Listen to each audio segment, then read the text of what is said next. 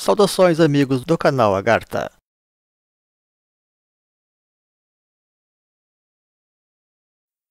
As raças humanas são chakras planetários que se destinam a organizar as etapas de desenvolvimento da humanidade vista como uma espécie em evolução, mais especialmente a subespécie atual do Homo sapiens, dentro da sua quarta ronda de evolução iniciada há cerca de 10 mil anos atrás. Representa, assim, estágios culturais, tal como espirituais e até da mesma forma sociais, assinalados também por especificidades físicas eventuais, desta mesma humanidade maior em evolução. Pese às polêmicas modernas havidas em torno do assunto, não deixa de ser interessante compreender essa complementaridade evolutiva existente entre todas as raças.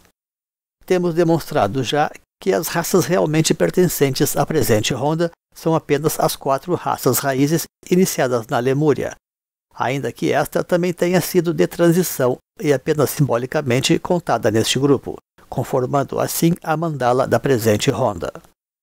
Daí se dizer também que a verdadeira humanidade, ou seja, a atual, que é daí a mais própria e real, começou realmente na Atlântida, conforme os referenciais astronômicos e culturais tradicionais dos grandes solstícios cósmicos simbólicos de transição. Seguimos depois da nossa vinheta. Deixe o seu like, inscreva-se, ative o sininho e compartilhe. Cada raça raiz se destina a organizar uma nova iniciação coletiva para a humanidade. Isso significa, pois, um avanço social também equivalente, consolidando uma nova classe social na estrutura geral da evolução humana. De modo que teremos a oportunidade de observar de uma forma inédita as relações entre as raças com as classes sociais e a forma como se deu o nascimento das classes da humanidade. Não é que todas as classes não existam em todos os tempos, porém a sua fundamentação, universalização e solidificação depende do avanço das iniciações análogas, mais ou menos como acontece no sistema de castas, onde os satiramas ou etapas de vida de teor espiritual servem para dar conteúdo, consistência e legitimidade às castas, além de determinar, da mesma forma, tudo isto um novo modelo econômico para a humanidade, de acordo com suas novas demandas culturais. A primeira raça, a lemuriana, e que também poderíamos com muita propriedade chamar de adâmica, explica por que Deus criou o primeiro homem a partir do barro. Trata-se, pois, de uma alusão cosmológica à natureza do elemento que rege a primeira raça raiz. O elemento terra representa uma humanidade prática e objetiva, e ainda muito ligada à natureza, como eram as etnias do período mesolítico da transição desta ronda, com suas sociedades tribais e xamanistas. É também o elemento da Era de Virgem, que centraliza esta raça e nomeia os próprios Kumaras. Ali se começou a observar metodicamente, então, as estrelas e a codificar o conhecimento superior na forma simbólica da astrologia como adaptação do animismo xamânico, organizando-se então os primeiros templos astrais, como aqueles do complexo de Göbekli Tepe, na Turquia, numa cultura expressamente de transição que ainda vivia de forma seminômade. Estamos falando, neste caso, apenas da segunda metade da raça lemuriana, quando surgiu o reino de Shambhala e seu senhor Sanat Kumara separou um povo para começar uma nova humanidade, segundo demonstram os registros esotéricos. Daí também o simbolismo da separação das águas descrito no começo do livro do Gênesis, porque as águas representam muitas vezes a própria humanidade no simbolismo antigo, mas com especial referência, pois, a esta divisão provocada no seio da raça lemuriana por Shambhala.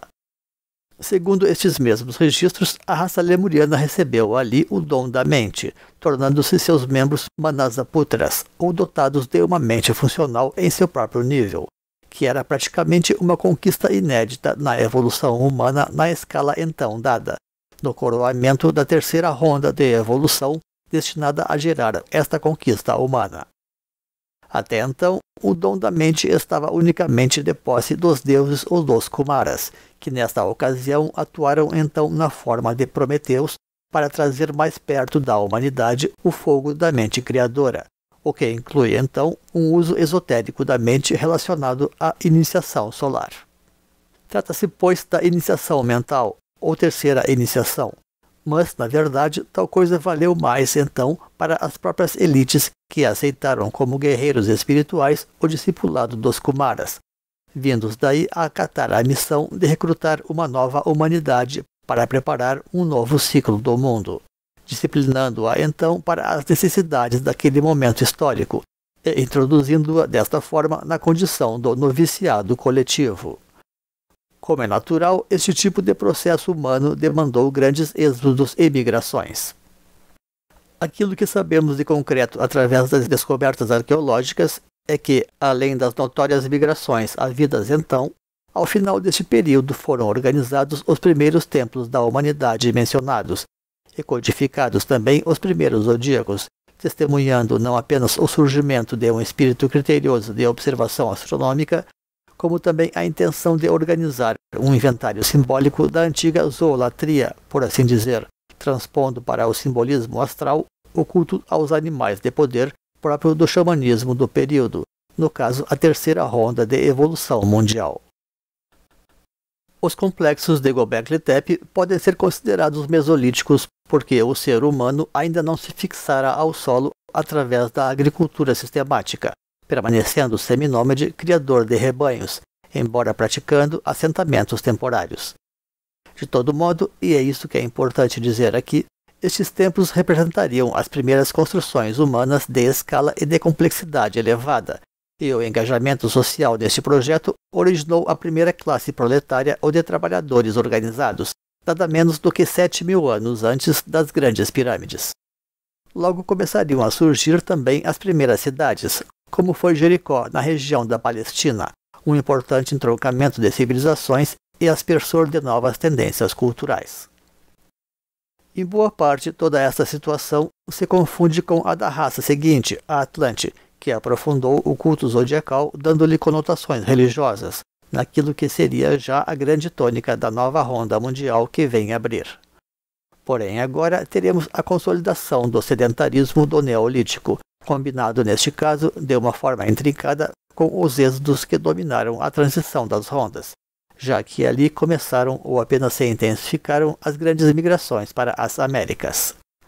Com a nova evolução racial, as hierarquias também puderam avançar, adquirindo o grau de Arhat ou a quarta iniciação.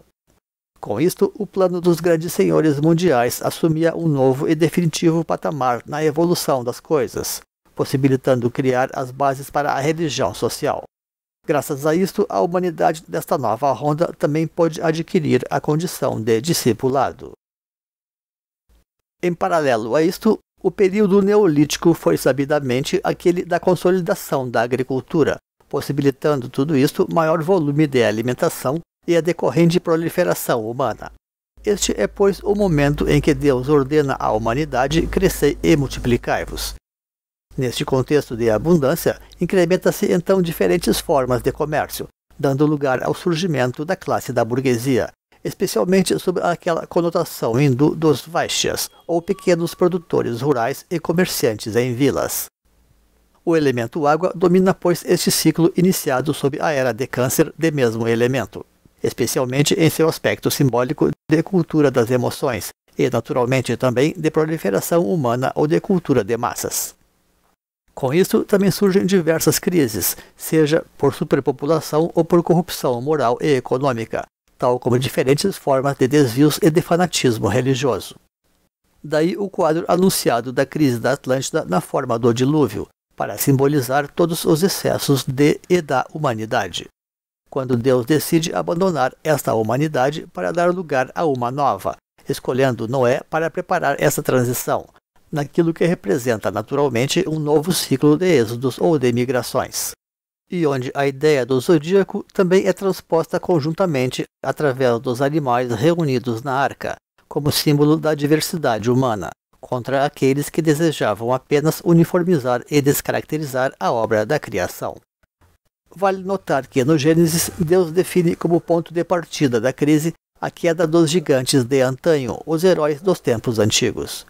Estes eram representantes dos Arhats, a qual é uma hierarquia ainda humana, por assim dizer, e como tal imperfeita, ainda que na verdade restavam então mesmo destes já apenas linhagens ilegítimas e simbólicas. Seja como for, tudo tem o seu tempo sob o sol, como disse Salomão. E é assim que se prepara então um novo patamar evolutivo para a humanidade e suas hierarquias, caracterizada como área ou de nobreza. Agora a hierarquia finalmente pôde alcançar o adeptado, a quinta iniciação, superando daí a própria natureza humana quaternária e podendo oferecer à humanidade uma nova proposta ecumênica na forma da civilização. Os grandes monumentos então erguidos testemunham a integração humana com as hierarquias, na promessa que representa também uma tal semeadura da futura conquista de um mundo além do humano, ou além das limitações da consciência material em evolução. Vimos acima que cidades vinham sendo, não obstante, experimentadas faz alguns milênios, de modo que a humanidade e seus filósofos puderam neste decurso meditar muito sobre esta nova etapa da cultura humana. O surgimento de um ciclo de nobreza espiritual trouxe a oportunidade para conduzir a raça para a iniciação solar, porque enquanto iniciada, a humanidade poderia encarar as tarefas e os desafios trazidos agora pelas hierarquias, no alto processo discipular simbolizado pelas relações entre Krishna e Arjuna. Trata-se da mesma iniciação mental antes tomada pela hierarquia nascente sob os Kumaras na virada das rondas, mas agora num plano verdadeiramente social a ser consolidado, dando lugar, pois, ao surgimento da primeira verdadeira aristocracia planetária.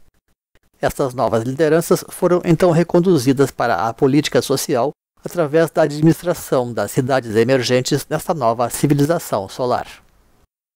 Considerando que o ciclo Atlante também pôde fomentar a diversidade humana, este fato conferiu o caldo de cultura propício ao universalismo que caracteriza a natureza da verdadeira civilização. O domínio dos metais gerou um novo poderio bélico, permitindo a alguns povos controlar outros que todavia viviam ainda com tecnologias bastante primitivas. Por isso, a este período a história designou como a Idade dos Metais, ou, como costumamos abreviar, o período metalítico. O fogo que permite a forja dos metais é o mesmo que simboliza esta raça de idealistas, o fogo de Manas, portanto, da analogia entre metal e mental, agora convertido em civilização como um reordenamento da sociedade de massas. É, ademais, o elemento da também homóloga Era de Ares, que centraliza e domina esta raça. Finalmente, este glorioso ciclo também conheceu o seu acaso, e tal coisa nos coloca então nos tempos atuais, que para muita gente testemunha de fato uma grande crise de civilização, com todos os seus efeitos morais e ambientais característicos. O novo ciclo racial, designado em geral apenas como americano, representa a quarta e última raça desta ronda ou do atual Homo sapiens, de modo a integrar os 4 elementos da evolução humana. Com isto surge finalmente a quarta classe social na sua plenitude, a do sacerdócio, com todas as suas instituições devidamente organizadas, graças ao acesso completo às energias do coração ou da alma.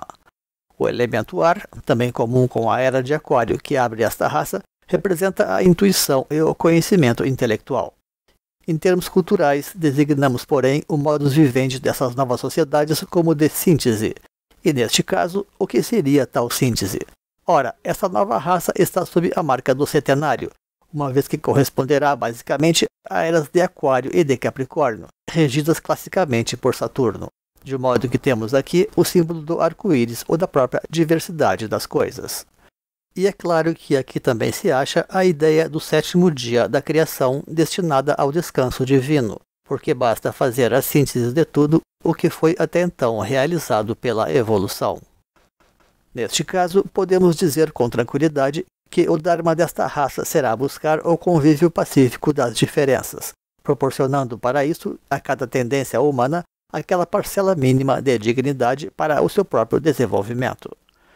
Temos inclusive adotado um termo para este preceito, que é aquele da cosmocracia, quer dizer, a organização das partes no seu devido lugar orgânico no cosmos da cultura humana, tal como mitos e profecias também tratam muitas vezes de representar em favor de novas formas de ordenamento social.